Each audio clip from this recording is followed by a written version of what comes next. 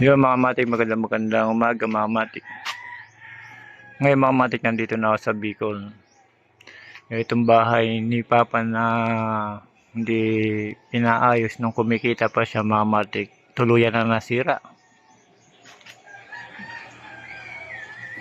Ngayon mga matik, dahil sa nasira, hindi ko naman pwede pabayaan na lang ganito.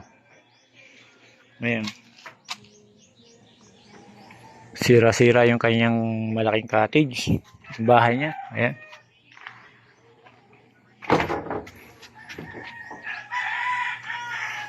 Ayan. Ngayon mga matik, marami pang sira dito. Dahil sa kapabayaan mga matik. Ayan. Maraming akong gastusin dito mga matik. Malaking gagastusin. Pero sa ngayon, konti-konti muna mga matik para masiayos lang mga matik. Ayan. Warat-warat na.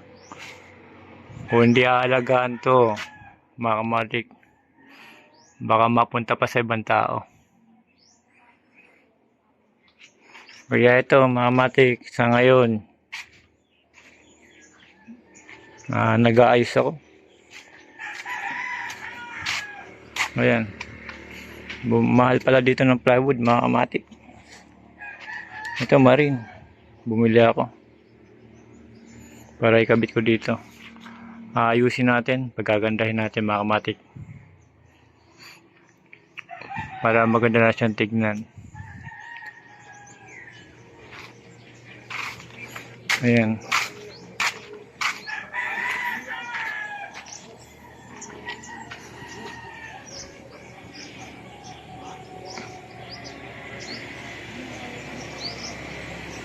Ayan mga matik, pinakita ko lang dito sa Bicol mga matik na napabayaan. Kaya ako ngayon nag-aayos mga matik. Sa muli mga matik, pagka naayos na, pakita ko ulit sa inyo. Alam nyo kasi mga matik, ang pera-pera lang yan. Kung may negosyo ka, kailangan gastusan. Hindi pwede hindi mo siya gastusin. Kasi kung gastos ka, kung hindi ka gagastos, yung business mo o yung cottage, masisira lang. Mauubusan ng anay. Walang customer na papasok. Pero kung alaga mo, kumikita ka, tapos lagi mong mini-maintenance yung negosyo mo mga matik, matik na yun. Pero kung kapabayaan lang mangyayari, wala mga matik. Mahirap naman kung pabayaan itong pinagsimulan nila mama at papa. Kailangan ayusin at pagandahin ulit mga matik.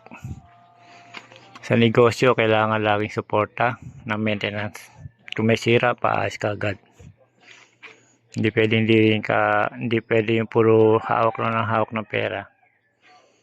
Kung hindi ka naman gagastos din sa mga sira, wala rin mangyayari mga matik. Yung mga matik, hanggang dito na lang. Salamat. Dami sira.